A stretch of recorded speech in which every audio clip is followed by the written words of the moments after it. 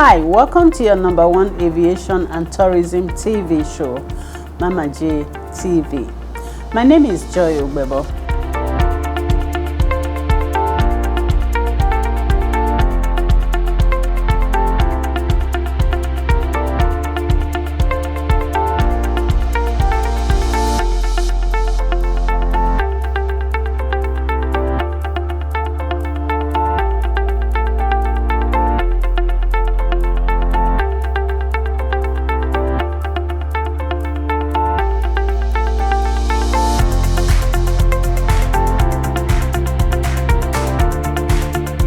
Hi, welcome to your number one aviation and tourism TV show, Mamaj TV. My name is Joy Ugbebo. Today on our show, we are happy to have with us in the studio a seasoned travel consultant, Mr. Ibikunle Forsyth. I hope I pronounced it well. I didn't know that your name. No, you did. Thank you for making it to our show today. Thank you for having me.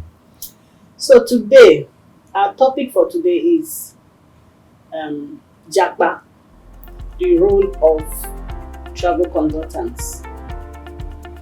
We'll be back after this break.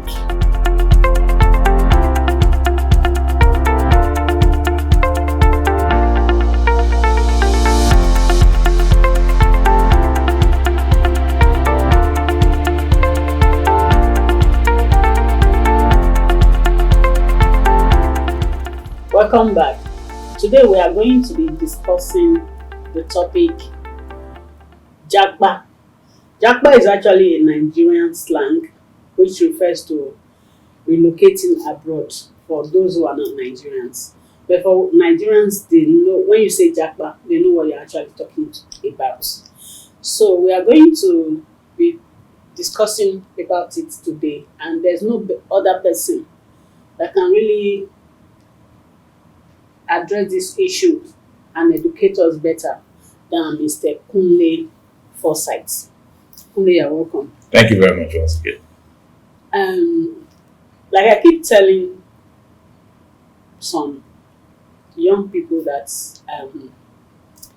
followers that I have, I keep explaining to them that I can't be a professional, I can't be a pro in everything. I have my area of specialization. And so everybody have their own areas of specialization. So oftentimes I get a lot of requests asking me to help them get visas to travel out of the country.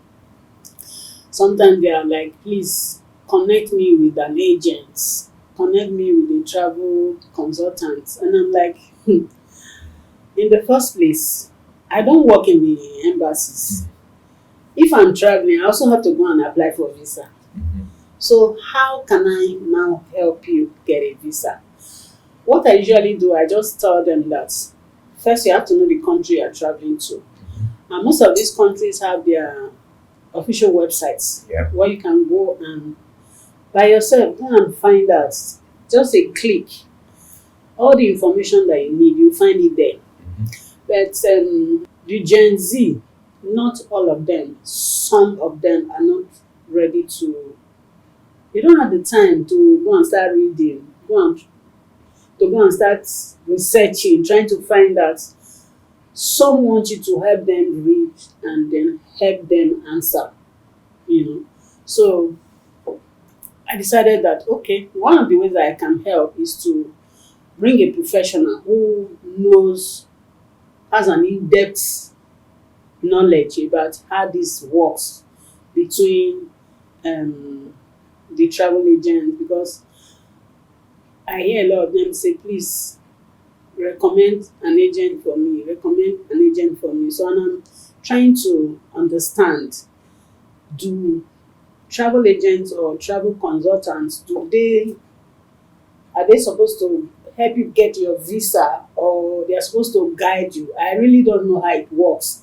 So that is why I'm happy to have you here in the studio so that you can really, really help us break it down so that some of us will not go out there and make mistakes, because now with the rates at which people want to to Jappa. Same way, we now have more people who are scammers, who are scamming a lot of them. So oftentimes I tell them that I don't know who to recommend you to, because if something happens, it will come back to me. Who referred you? I'm the one that referred you. So I'm too soft. I don't have that heart. So I'm very, very happy that you are here in the studio Thank you. today. So you'll be able to really, really educate us so that we can learn and know. And sometimes knowledge is power, and when we are better informed, it really helps us to take better decisions. So, for a start, please can you just tell us who a travel agent and a travel consultant is? Is there any difference? Are we referring to the same? Um, Well, in truth, for in certain circumstances, we are referring to the same thing or the same person. okay. However, it depends on the approach that you're looking at it from. For example, some travel agents, that's travel agencies, which are the companies that have IATA license to sell tickets and things like that, refer to their staff as consultants. Oh, okay. Now, that's on the corporate side. While independent contractors like myself now, we call ourselves consultants because we do not just the ticketing part. We do visa advisory, hotel booking, train booking. So we have a bigger portfolio that we work with, and then we also work with different agencies. That's the difference now. So a travel agent is basically the company as the travel agency that has the IATA license to sell tickets, while the consultants either work for them or they are independent consultants that work with various agencies. So that's my own analysis of how it is. But like I said, it's still semantics between how a company decides to call itself, because some call themselves travel management companies, some say travel agents, some say travel consultants. So there's a lot of semantics in it, but more importantly for the consultant, it's usually close to individuals rather than a big organization.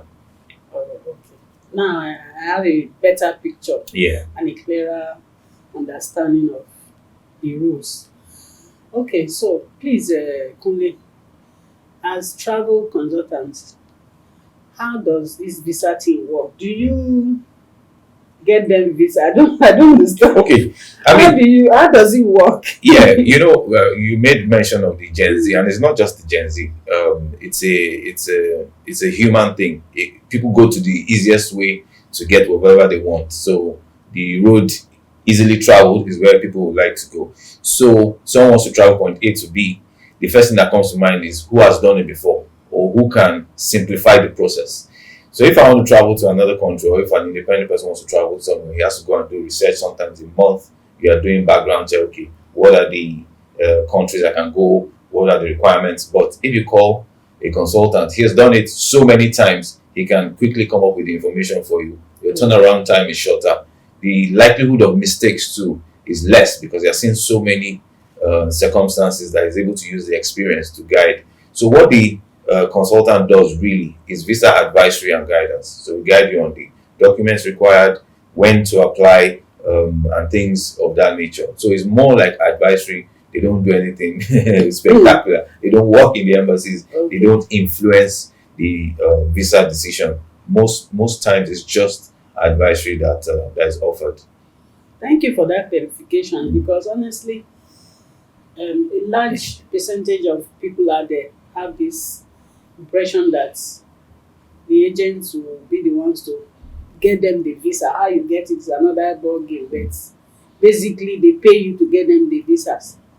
So now I was going to ask, when you have a client that comes to you for guidance, do you have some form of agreement that is stated in black and white, that is plain, that everybody understands? Because I've had, I've witnessed lately some agents and their clients having issues over, I didn't get my visa, they denied me visa, let me have my money, I'm not getting my money and all that. So I'm trying to get clarity about that aspect, do you have some form of agreement that I'm not getting you visa, I'm just guiding you and then putting you through the process, but I'm not guaranteeing you a visa? Do you have that kind of agreement before you So take up any? so it's not a written agreement. Okay. Usually I get those phone calls, someone calls and says, "Oh, which shore visa?" When you start making those comments of which shore visa is available now, I'm thinking there's nothing sure. Human beings are involved on our side, on the embassy side, and everything. I also get, which visas can you guarantee? No, we don't offer a guarantee. What we offer to you is experience that we've garnered over the years and proper guidance. Okay. You understand? And the truth of the matter is, there's only so much you can influence from the outside of the embassy. The most important thing for you is to have a sincerity of purpose. And what that comes in is, as a consultant, I've done this so many times. I'm actually my biggest client. So if I look through a passenger's profile in terms of everything that is required for this visa, and the chances are not too high, if you are sincere with yourself enough, is tell the person, you know what, this is not the right time to apply. Why not do this, that, and the other, and then you come back in a couple of weeks, couple of months, then we're able to apply. So that sincerity of purpose is what a lot of agents out there don't have, because they want to turn around as many applications as possible. So whether you have the chances of getting it financially, document wise, and everything, once this client has come, they need to take it. They start making promises that they really have no power over. Oh, sure, I can guarantee you. They sell all that just so they can get that clientele. Well, some of us in the industry were like, we'll tell you there and then that this timing is not good. Do this, do that, do that. Come back in a few weeks, a few months, then you have a better chance. So that's what. So from the client's perspective, what I always advise is do your background check on whoever you are giving your money to. Do your background check on whoever you are trying to engage as a consultant, because I can tell you for free that if the person is a scammer, as you've said, he's probably done it before. And if you do a lot of background check online, you see someone that's complained online about this person, about that company. So you're able to make an informed decision in that regard. So if you try to forget that aspect, then you fall into the same hand that some people have done in the past. Because it's becoming so rampant, the number of scam clients that are out there. So are there regulatory bodies that regulates the travel agents and these So people handling this visa thing? It's a unique field. Okay. So it's not regulated. That's the truth, because it's just out there. It's in between. It's a service that there's no real company in charge of. So what happens is there's no real organization in charge of. So what happens is that the embassy will always tell you, come to us directly. You have the requirements online and things like that. But there's a void. That void says, okay, I want to travel. You need a ticket and you need a visa. Who regulates tickets? IATA. They give licenses to travel agents and things like that. However, the visa, who regulates? Oh, just go to the embassy.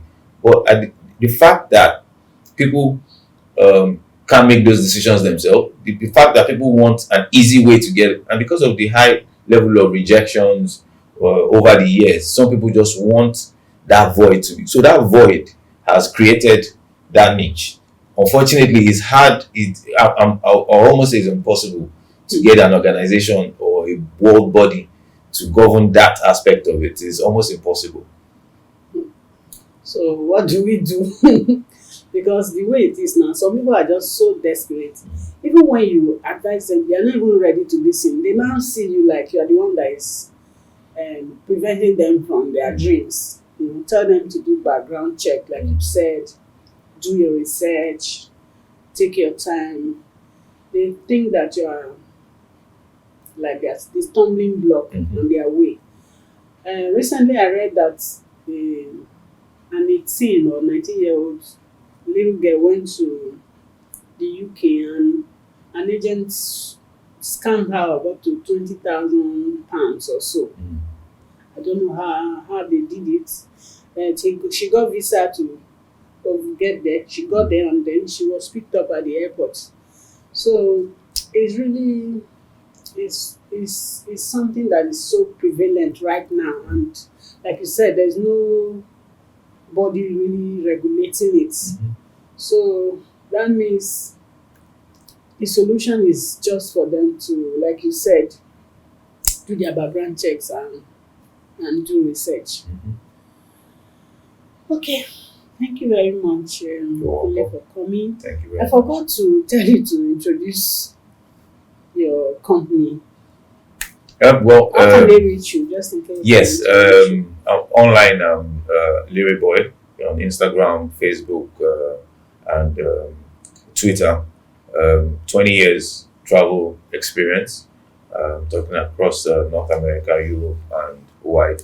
We consult from a position of sincerity of purpose in terms of how we engage our clients on best routes, best hotels, trains, and what have we. Most importantly, we're always reachable across emails, WhatsApp, and even on social media. Okay, thank you very much, Kunle. Thank you very much. You heard from Kunle. Before you take any step as regards your Jappa um, dream, make sure you take your time to do research, do background checks, and don't be too desperate, because most times when you are too desperate, you end up falling to the wrong hands. So thank you so much, Kunle, for coming. This is where we come to the end of our show today. Thank you for watching. Remember to follow us on all our social media platforms, and see you again soon. Bye.